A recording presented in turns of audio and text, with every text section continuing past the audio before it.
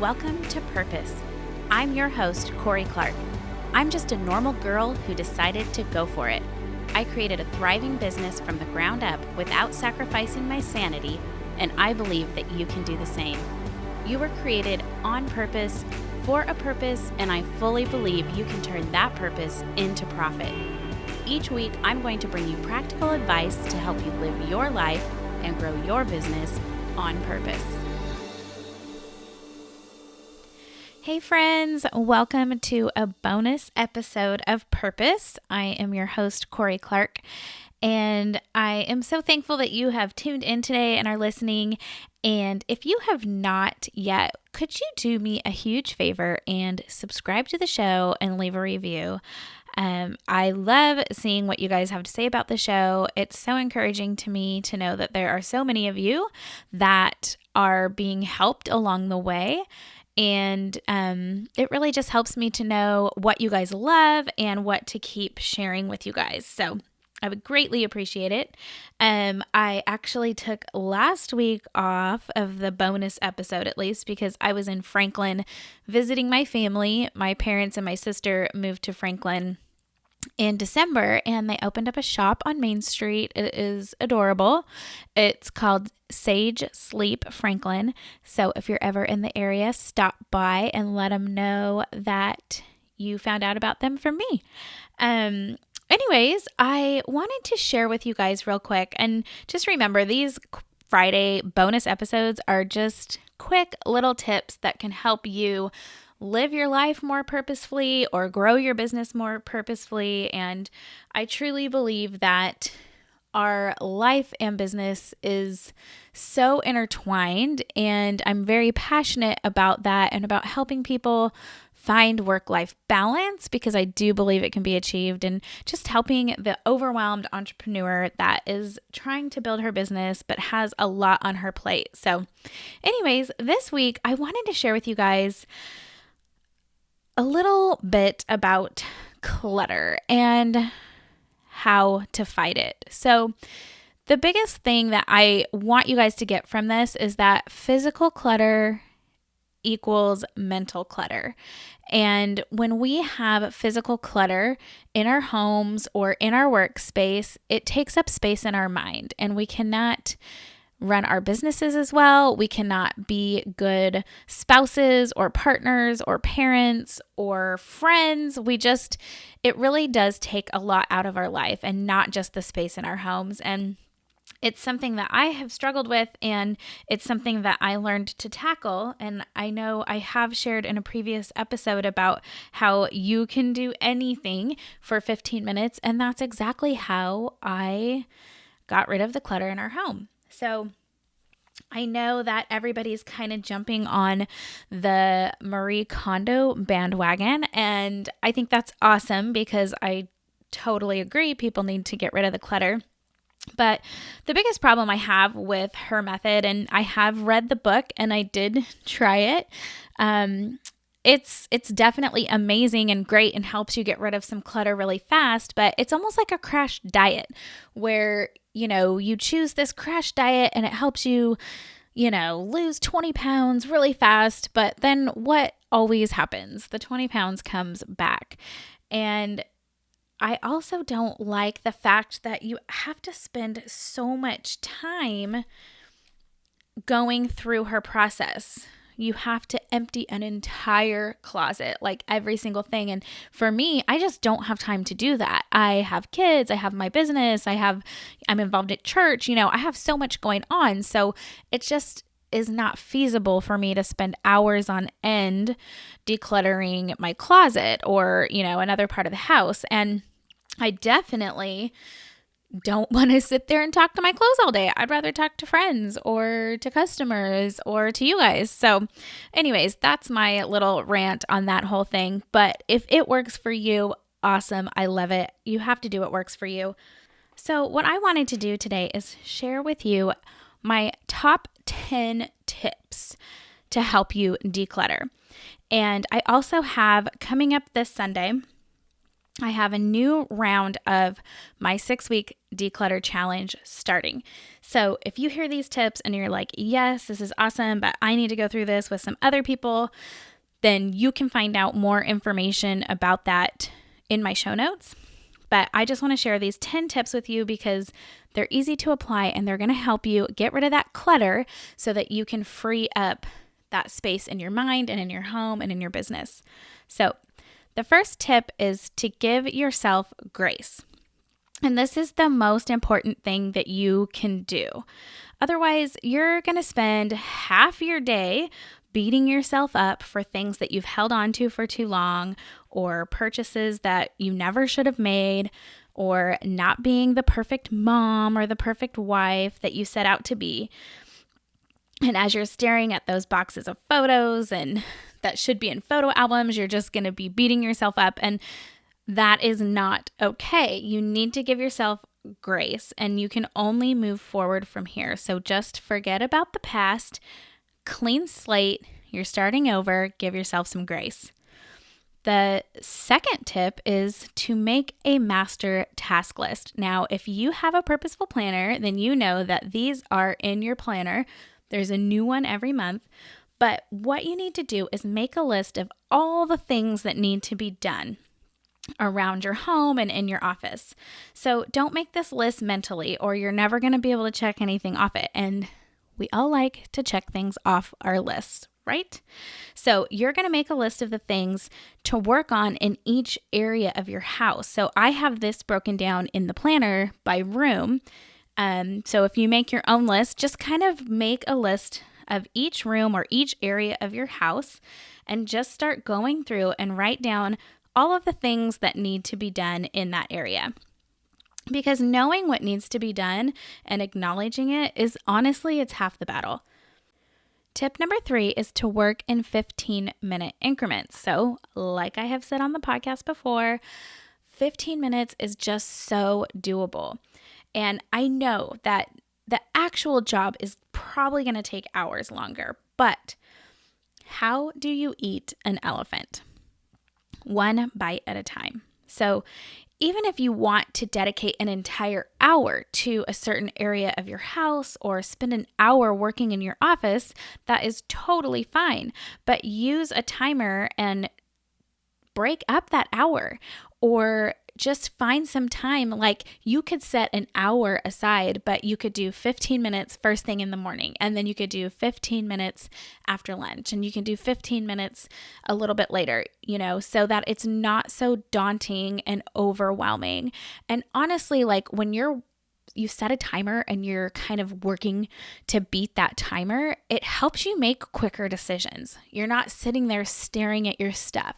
It just helps you to quickly grab some things that you know you don't need and get them out of your house. Okay, so tip number 4 is to let your family know that you are decluttering. So hopefully it will help encourage them to help with the purge. And if you have kids, the younger they are, the easier it is to train them that they don't need all of their stuff either. So I used to do this with my kids when they were little, and I would give them a box and I would set a timer for 15 minutes and I would say, hey, you guys fill this box before the timer goes off. And it gave them the power to know that they were choosing what they kept and got rid of. So I know that there's a lot of moms, and no shame or guilt here because I did the same thing, that when your kids are gone at school or at a sleepover and you kind of go through their room and get rid of stuff, the problem is eventually they figure it out and they're frustrated because that's their stuff. And then I believe that makes them want to hold on to it more. So if you give your kids the power to go through their things and get rid of the things that they don't love or need, it's going to help them in the long run. Okay, tip number 5, use what you already have. So don't go buy a bunch of organizing bins, that amazing, beautiful store, the Container Store, or even Target. I don't care. Any store has organizing bins. And it is probably my favorite section of the store, second to the stationery section.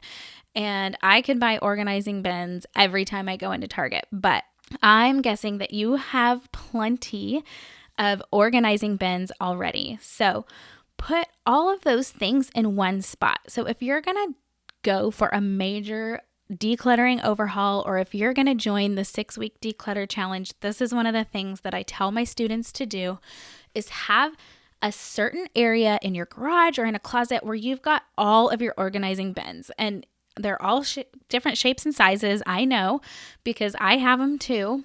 But that's okay. It doesn't matter. Put them all in one place so that you know where they are.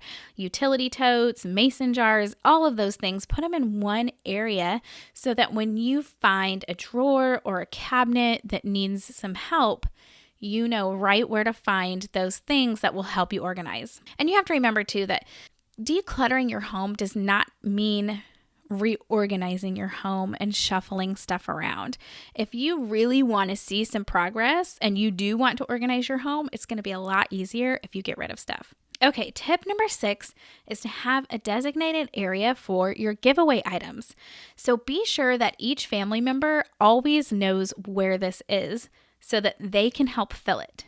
I always have a giveaway box inside the garage, and my kids know where it is. My husband knows where it is. So anytime that they maybe put on a piece of clothing and it doesn't fit anymore, or they find something that they don't need anymore, they know right where to put it. And so we're constantly like filling boxes in the garage for our giveaway stuff, and it's not necessarily a huge process anymore. It just kind of happens organically because they've gotten in the habit of knowing, hey, that's the giveaway box. Whenever there's something I don't need, that's where it goes.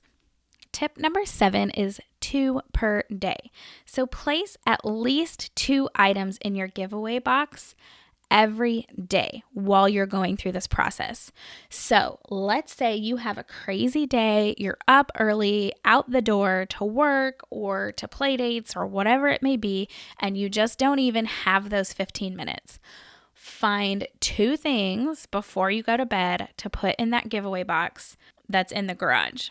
This is going to help you keep up with that process, continue to build that habit, and every little bit ends up building up over time. And so when you start small and the more you do it, the easier it's going to get. Tip number 8 is you don't have to toss all of it. Don't get rid of something that has sentimental value. And yes, I know you can't take it to heaven with you. I know that. But if it's something that you love and it gives you happy memories of maybe a loved one who's passed away or something from your childhood, then keep it, because I don't think there's any reason in getting rid of something that you might feel guilty about down the road. And maybe someday as you go through this process and you get used to getting rid of things, you might be able to get rid of it at another point in time. But if something's really breaking your heart to get rid of, don't get rid of it.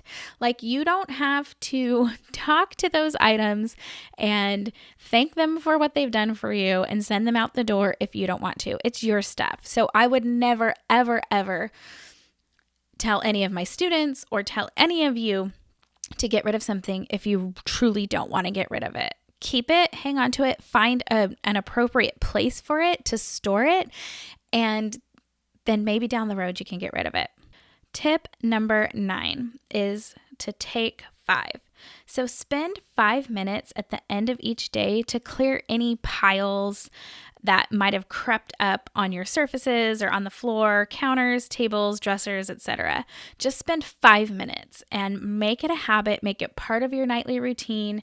Before you go wash your face and brush your teeth, set a timer for 5 minutes and just tidy up real quick. Check all your surfaces, see if there's clutter that's starting to make its way back onto your surfaces, and either put it away or get rid of it.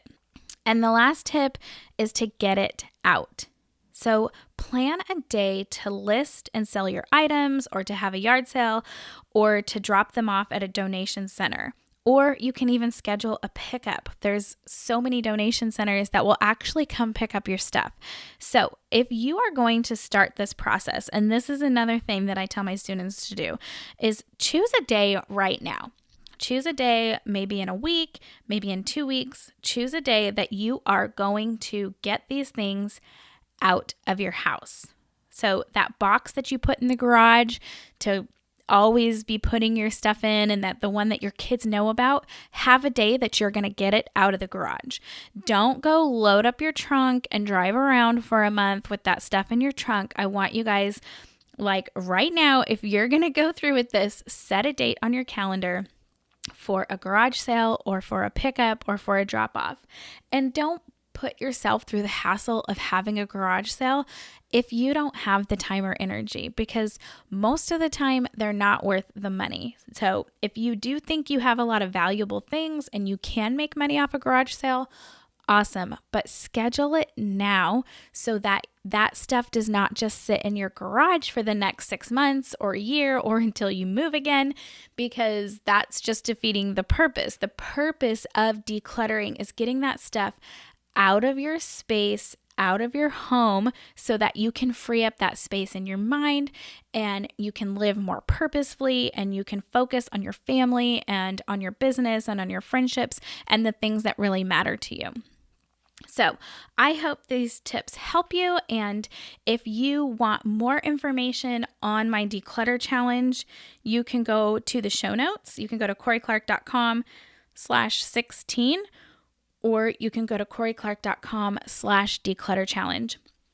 Now, I always have the challenge open, but this Sunday we are starting a new round. So it goes for 6 weeks, and this is the best time to get in because there's a bunch of people that have already signed up and are going to be going through it together. So if you are looking for help in decluttering, my system has helped thousands of people get rid of the clutter in their homes, and we only spend 15 minutes a day doing it. So no more tidying up, talking to your clothes for 4 hours, because we don't have time for that. If you are trying to live your life on purpose and with intention, and you're trying to grow a business and raise a family, you don't have 4 hours to spend dealing with your clothes. 15 minutes though, I know you do have. 15 minutes at a time, one day at a time, for 6 weeks, and your home is going to be decluttered. And if it's not, then you can go again, but it's only 15 minutes. And I believe that you can do it. And I believe that this will bring you freedom to help you live more purposefully. So I hope to see you guys in class. Go ahead and leave a review for this episode. Send me a DM on Instagram and let me know what you thought, and let me know if you are going to join us. I would love to see you, and I love to connect with my listeners on Instagram. So follow me. I'm just at Corie Clark on Instagram. Send me a DM and let me know what you think. I will be back next week with a brand new episode, and I am going to be interviewing the amazing Tiffany Lee Bymaster, aka Coach Glitter, and we are going to be diving into live video and how beneficial it is to help you build your business and create an amazing audience that turns into fans and customers. So I'm really excited about that interview. I know you guys are going to love it. I will see you guys right here next week on Purpose with Corie Clark.